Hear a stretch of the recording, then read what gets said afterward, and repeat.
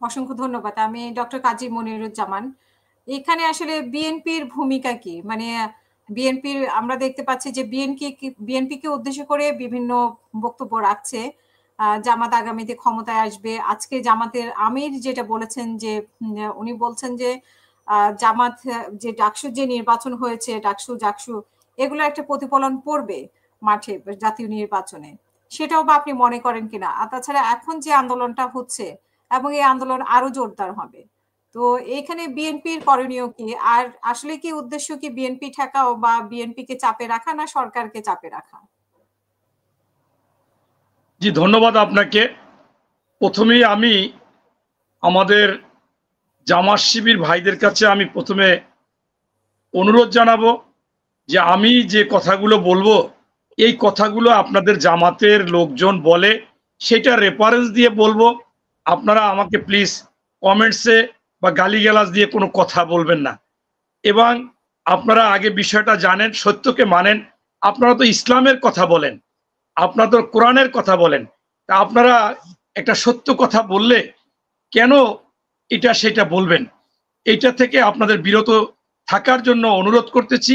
বিষয়টি অনুধাবন করে আপনারা পরবর্তীতে পদক্ষেপ নেবেন এই অনুরোধ করে আমি আমার বক্তব্যটা শুরু করতেছি। আপনারা দেখেছেন যে একজন সাবেক এমপি জামাতের বড় নেতা সেই শাহজাহান সাহেব তিনি গতকালকে বলেছেন যে বিএনপি বিরোধী দল থাকবে, জামাত সরকারি দলে যাবে এবং সরকার গঠন করবেন। এইটা স্পষ্টভাবে তিনি বলেছেন। এখন বলাটাই স্বাভাবিক, বলতে পারে, কিন্তু আমার কাছে দুঃখজনক যে আপনারা যেহেতু ক্ষমতায় যাবেন, এর আগে আমরা দেখেছিলাম জামাতের একজন কেন্দ্রীয় নেতা তিনি বলেছেন যে এমন অবস্থা বর্তমানে আমাদের যে যেখানে ৩০০ আসনেই আমরা জয়লাভ করব সেখানে বিএনপির মহাসচিবও হেরে যাবে, এটাও একজন বলেছিলেন সেখানে। এরপরে আপনার ওনারা ৩০০ আসনে কিন্তু মনোনয়নও কিন্তু দিয়েছেন এবং এই মনোনয়ন দিয়ে দ্বিচারিতা করতেছেন। ওদিকে মনোনয়ন দিয়েছেন আবার পিআর চাচ্ছেন, পিআর চাইলে তো কোনো প্রার্থী থাকবে না, সেটাও কিন্তু করতেছেন। এখন আমি যেটা আপনাকে বলতে চাচ্ছি যে আপনারা জানেন যে ওনারা গতকালকে পরশুদিন যে বক্তব্যগুলো দিচ্ছেন, এই জামাতের সেক্রেটারি জেনারেল যেভাবে মাথা একেবারে নাড়িয়ে নাড়িয়ে কথা বলতেছেন সেকেন্ডে, আমার মনে হয় এত পরিমাণ মাথা নাড়িয়ে বোঝা কেউ কথা বলে কিনা সন্দেহ। এই জন্য আপনার বাংলাদেশে হচ্ছে আপনার এই মাসের 16 তারিখে দেখবেন নির্বাচন কমিশন একটি প্রজ্ঞাপন জারি করেছেন। সেখানে বলেছেন যে বর্তমানে একেবারে জেনুইন ভাবে নিবন্ধিত দল সকল কিছু ফিল আপ করে 50টি নিবন্ধিত দল। এখন জামাতের সেক্রেটারি জেনারেল বক্তব্য দিতেছে, এটা নিয়ে আবার অনেকে ব্যঙ্গ করেছে যে 31টি দলের মধ্যে 35টি দল পিআর চায়, দল কিন্তু 50টা। উনি 16 তারিখে দিয়েছে, প্রজ্ঞাপন জারি করেছেন এবং সেখান থেকে ওনারা 60টা দল এই আন্দোলনে আছেন আর 43টা দল কিন্তু এই আন্দোলনে নেই। এমনকি ওনারা এনসিপি এবং গণ অধিকার পরিষদ বলেছিলেন, তারাও বলছে যে না, আমরা পিআর চাচ্ছি না। এখন এখানে কত বড় একটা মিথ্যাচার করলো এবং আরো বড় গলায় বলতেছে জামাত এবং চরমোনাই যে বিএনপি সহ 2-1টা দল ছাড়া সকলে পিআর চায়। এখানেও কি ধরনের একটা ইসলামিক দলের কথা বলে মিথ্যাচার করলো। এই যে বিষয়টা, এটা কিন্তু বিরাট একটা চিন্তার ব্যাপার। আমার কাছে মনে হচ্ছে যে আপনারা মনে আছে অবশ্যই যে যখন কিছু যুদ্ধ অপরাধীদের নাম দিয়ে বিচার করতেছিল, সেই বিচারে একজনকে ফাঁসি চাচ্ছিল, সরকারও চাচ্ছিল, কিন্তু হচ্ছিল না। সেই সময় কিন্তু এই ফেসিবাদ পরামর্শ দিল যে তোমরা একটা আন্দোলন করো শাহবাগে। সেই ফেসিবাদের কথা শুনে সেখানে আন্দোলন হলো এবং তারা যে রায়টা দেওয়ার কথা ছিল উভয় পক্ষ মিলে সেটা দিল। আমার কাছে মনে হচ্ছে যে এত নব্য ফেসিবাদের মতো অবস্থা। এবং আমি এটা ব্যক্তিগতভাবে বলি, আমি বিএনপির দায় নিয়ে বলবো না। এই সরকার তো আসলে জামাতেরই সরকার। এই জামাতের নায়েবে আমির আব্দুল্লাহ তাহের সাহেব জুলাই মাসে যখন প্রাথমিক দিক দিয়ে আমরা জেলে যাই, সেই জেলে বসে এই জামাতের নায়েবে আমির আব্দুল্লাহ তাহের সাহেব, এরপর ওনাদের আমির শফিকুর রহমান সাহেব, এরপর সেক্রেটারি জেনারেল এই ডাক্তার সায়ন্তর সাথে আলাপ করতেছিল, সাকওয়ার সায়ন্তর সাথে। সেখানে আমাদের ফখরুল সাহেব ছিল, আরো অনেকে ছিল। সেখানে বলেছিল যে নাহিদ এবং আসিফ হচ্ছে আমাদের শিবির, আমাদের প্রোডাক্ট, ওদেরকে আন্দোলনে দিয়েছি। এখন তাইলে আপনি দেখেন এই সরকারটা তো আসলে তারাই, সেইখানে আজকে কাদের বিরুদ্ধে তারা আন্দোলন করে? এইটা একটা আপনার সেই আমরা বলতে পারি নব্য ফেসিবাদের মতো জামাত আচরণ করতেছে। অর্থাৎ তারা যা চাইবে সেইটাকে নিতে হবে, এখানে একটা আন্দোলন দেখাচ্ছে, সেইটা গণতান্ত্রিক হোক আর নাই হোক। আমি আপনার মাধ্যমে দেশবাসী এবং বিরুদ্ধে, মানে আপনাদের বিরুদ্ধে নাকি সরকারের বিরুদ্ধে? বিএনপির বিরুদ্ধে। আপনি দেখেন আমাদের বাংলাদেশে জামাত আপনার প্রথমে জাতীয় পার্টির সাথে লিয়াজো করে 86 সালে নির্বাচনে যায়। এরপর আবার আমাদের 91 সালে আমাদের নেত্রী বেগম খালেদা জিয়া বলে নৌকা ঠেকাও, এই জন্য জামাতকে, যেখানে যে আমার আসনে আমাদের সাব সেক্টর কমান্ডার, জেলা বিএনপি সাধারণ সম্পাদক, কেন্দ্রীয় কমিটির মেম্বার বীর মুক্তিযোদ্ধা শামসুল আলম তালুকদারের বসাইয়া জামাতকে আমরা হয় আনি। আমি নিজে কাজ করেছি, লিফলেট দিয়েছি, আমার ছবি দিয়ে আমার নাম দিয়ে লিফলেট দিয়েছি। এখন সেইখানে সেইটা কিন্তু করেছি। এখন আমি যেটা বলতে চাচ্ছি যে ওনারা নির্বাচন করেছে 96 সালের 12ই জুন না 16ই জুন যে নির্বাচনটা হয়েছিল, সেই নির্বাচনটা সপ্তম নির্বাচন, জাতীয় নির্বাচন। সেই নির্বাচনে কিন্তু ওনারা সিট পাইছে 3টা, 8% পাইছে ভোট।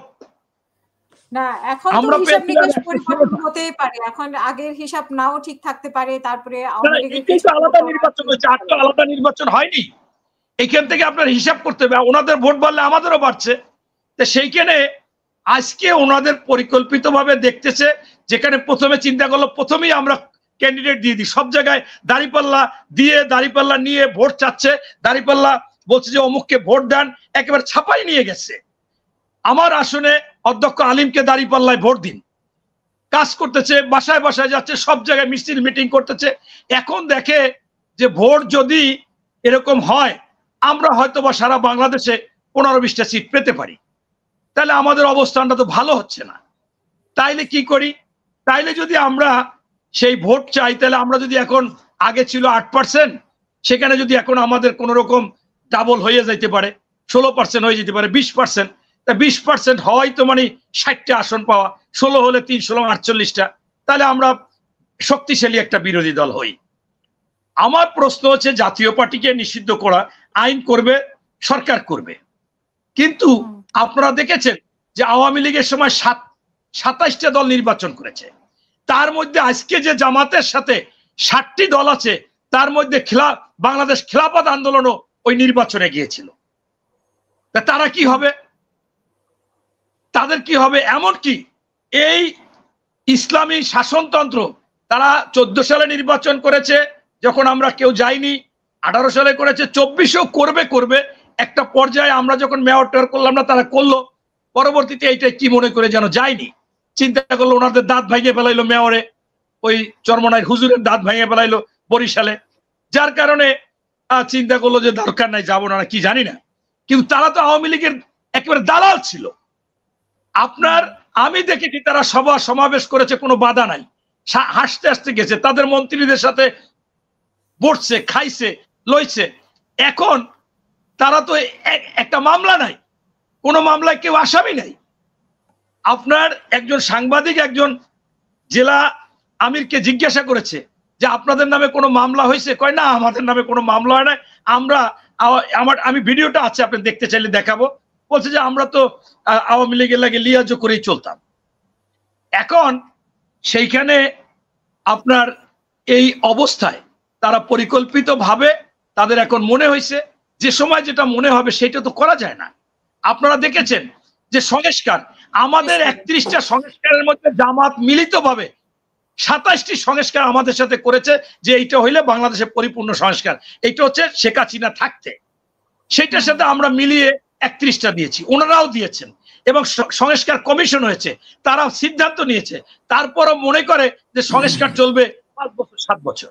এরপর পৃথিবীতে কোথাও অন্তর্বর্তীকালীন সরকার দ্রুত ইউনিয়ন পরিষদ নির্বাচন আগে দেয় না, স্থানীয় দেয় না, ওনারা সেইটা চাইলো।